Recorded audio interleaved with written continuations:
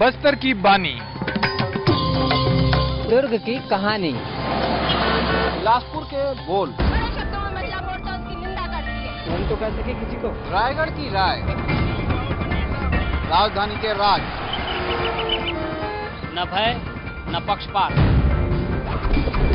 सिर्फ मुद्दे की बात, ना छूटेगी, ना दबेगी, ना रुकेगी, ना बिकेगी, हर हाल में खबर बोलेगी। जी छत्तीसगढ़ का बहुत बड़ा प्रभाव पड़ा है। जी 24 घंटे छत्तीसगढ़ के सिर्फ एक प्रयास ने हमारी पूरी जिंदगी बदल के रख दी है।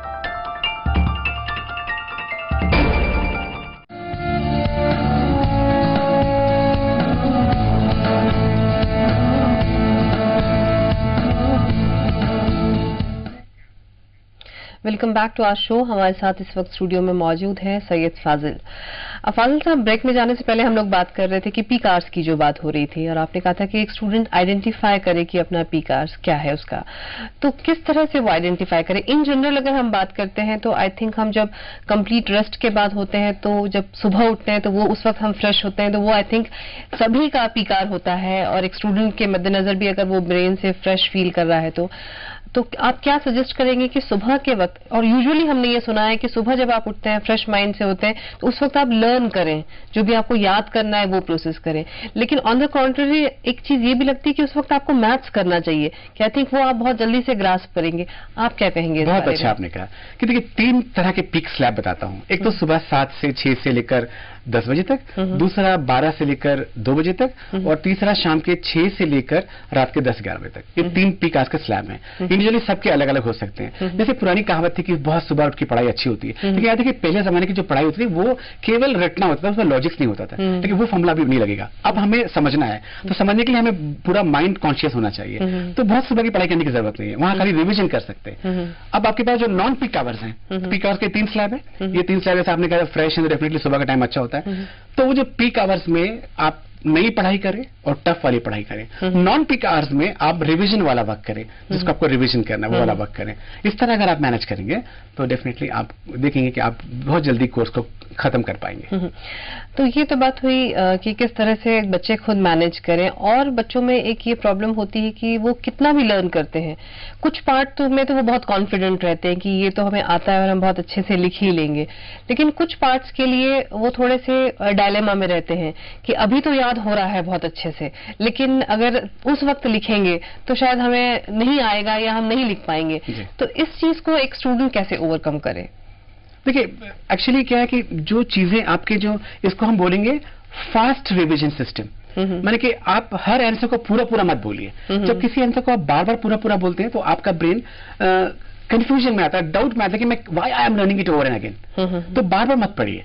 और जैसे आपने एक क्वेश्चन पढ़ा, उसको हम क्या हैबिट है हमारी, एक क्वेश्चन पढ़ना 3 बार आंसर बोलना, ये बहुत गलत तरीका है। एक क्वेश्चन बोलिए, 1 बार आंसर बोलिए, go to question number 2, question पढ़िए, आंसर पढ़िए, recall question number 1, go to question number 3।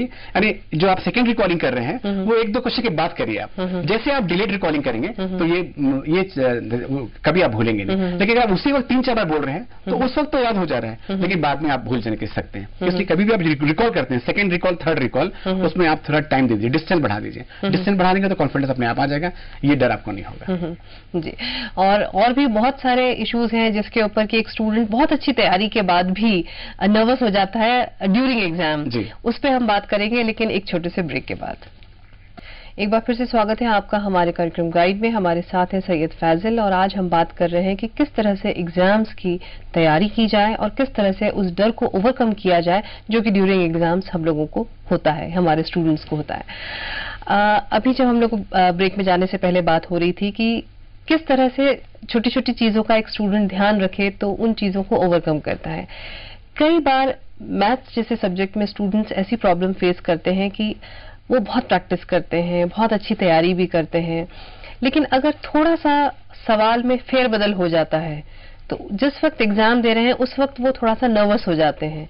तो आप स्टूडेंट्स को क्या टिप्स देना चाहेंगे कि एग्जाम, ड्यूरिंग एग्जाम जब वो पेपर दे रहे हैं तो नर्वस होने से उनको क्या नुकसान हो सकता है और नहीं नर्वस होने से क्या फायदे? बहुत अच्छा है, बहुत अहम सवाल है। जहां तक मैथ्स का सवाल, आपने सुना होगा मैथ्स लिख के देखो, मैं मना करता हूँ लिख के मत देखो। आप मैथ्स में स्ट्रैटेजी बनाओ कि वो क्वेश्चन पढ़ो, मौखिक ओरली एंड देखो कि what are the logic that where can you drive A and B कहां से आएगा और सी कहां से आएगा, इसको ओरली अब बात करो। जितना आप ओरली बात करेंगे आपकी फ्रेमिंग हो जाएगी लॉजिक की, लेकिन आप प्रैक्टिस करके देखेंगे जरूरत नहीं है मैथ्स को प्रैक्टिस कर देखने की। दूसरी बात जो आपने कहा कि एग्जाम हॉल के अंदर, इसके लिए एक बड़ा ही जिम्मेदार है वहां की इन्विजिलेटर जो बैठे रहते हैं। Invigilator should have very good attitude.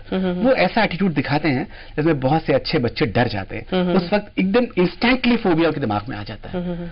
दूसरी बात है कि कुछ बच्चे क्या करते हैं, दूसरों को देखते हैं कि जैसे मान ली मेरे बाजू वाला बच्चा नहीं कर पा रहा है तो मैं उसको देखकर भी, या कोई बहुत फास्ट कर पा रहा है तो मुझे लगता है कि मैं कैन नॉट डू। तो जो आप जब एग्जाम में जाएं, first of all you do one thing, जो हमने कैटेगरी बताया ABCD, best known least known, वही कैटेगरी से आप सॉल्व करें। First you tick the best known question, then solve least known, then solve least known and then unknown. What people do, like question number 1 is very tough, it is unknown question और least known question, I should not try with that because वहां से मुझे phobia आ जाएगा। और any kind of जब जाते जाते एक जो बड़ी बात है, जो माएं आशीर्वाद देती है, मैं आपको एक जरा टाइम लूंगा, तो आशीर्वाद देती है, तो ये आशीर्वाद दीजिए, आशीर्वाद मत दीजिए। जैसे आप कहते हैं बेटा पूरा बनाना, बेटे को तुरंत याद आता है कि मैं तो पूरा पढ़ा ही नहीं तो मैं कहां से पूरा बनाऊंगा। ये आशीर्वाद का काम करता है। और आशीर्वाद, आशीर्वाद यानी come, logics come to the mind. तो आप जो बच्चे को ये बोले कि बेटा जाओ और जितना हो सकता है जो आता है उसको अच्छे से बनाना, तो ये अच्छा आशीर्वाद ये होगा कि बेटा जो तुम्हें आता है वो बनाना, ये अच्छा आशीर्वाद है। जो बेटा पूरा बनाना इज आशीर्वाद, नॉट विवाद।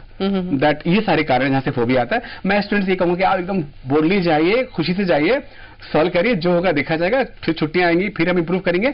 1 से लेकर 12 क्लास, आपके पास 12 साल है, इसी साल टॉप करना जरूरी नहीं है, 12वीं में आए तक भी अगर आप अच्छा कर लेंगे, हर साल अगर 6% का ग्रोथ भी कर लेता है बच्चा, तो एवरेज बच्चा जो आज 50% लेता है 8 साल में 50% के और बढ़ जाएंगे, तो 80-90 में आ जाएगा। That's good. और अगर हम बात करते हैं कि एग्जाम के एक दिन पहले की तैयारी, अगर हम एज अ पर्सन जैसे स्टूडेंट को और पेरेंट्स को किस तरह का ध्यान देना चाहिए कि जब वो एग्जाम देने जाने वाला हो, एक दिन पहले क्या बिहेवियर स्टूडेंट का, क्या बिहेवियर पेरेंट्स का होना चाहिए? एक माहौल घर में बहुत गमज़दा माहौल हो जाता है, सब खामोश हो जाते हैं। वीरानगी मत लेकर आइए, वीरानगी बहुत खराब चीज है। उसका एग्जाम है तो आपको ऐसा टोन बदलने की क्या जरूरत है? माँ बाप का टोन ना बदले। आप अपने देखिए कि आपके दिमाग में टेंशन आएगा तो बच्चे को टेंशन पास होगा। आप लोग नॉर्मल रहिए, आपको नॉर्मल चेहरा देखिए वो भी लड़का नॉर्मल रहेगा। यूजुअली होता है कि टेस्ट अगर ये एग्जाम होने वाले हैं तो आप टीवी मत चलाइए, जोर से बात मत करिए, कहीं पार्टी में मत जाइए, फोन पे धीरे बात करिए। तो इस तरह के एटीट्यूड से कोई चीज बंद मत करिए, सब चीज कम करिए। पार्टी में भी जाइए, थोड़ा टीवी भी देखिए, थोड़ा गाना भी गाइए, थोड़ा डांस करिए। जहां आपने बंद किया वहां ब्रेन के स्ट्रेस फाइल्स खुल जाते हैं कि बंद क्यों हुआ, देयर इज अ क्वेश्चन। तो कम करना है, बंद नहीं करना। और माहौल अच्छा बना के रखना है। उससे आप जब भी बात करें आप कुछ शेयर कर सकते हैं, कुछ अच्छे टोन में बात करिए। तो लेकिन जो एक बहुत अजीब सा वीरानगी जो आती है घर में, इससे टेंशन, स्ट्रेस, फोबिया और बच्चे की परफॉर्मेंस लेवल, उसकी रिकॉलिंग, रिएक्शन टाइम, ऐसे मैंने 90 डायमेंशन पर काम किया है, बहुत फर्क पड़ता है। आपने एक बात की थी ड्यूरिंग एग्जाम की इन्विजिलेटर्स जो होते हैं उनका बिहेवियर भी बहुत इंपॉर्टेंट होता है। और यूजुअली ये देखा जाता है कि जब भी जो इन्विजिलेटर्स होते हैं और बच्चा एग्जाम दे रहा होता है, जब आधा घंटा हो जाता है या आधा घंटा बचा है या 10 मिनट बचा है, तो वो उसको फोर्सफुली बोलते हैं कि अब 10 मिनट्स लेफ्ट या 5 मिनट्स लेफ्ट।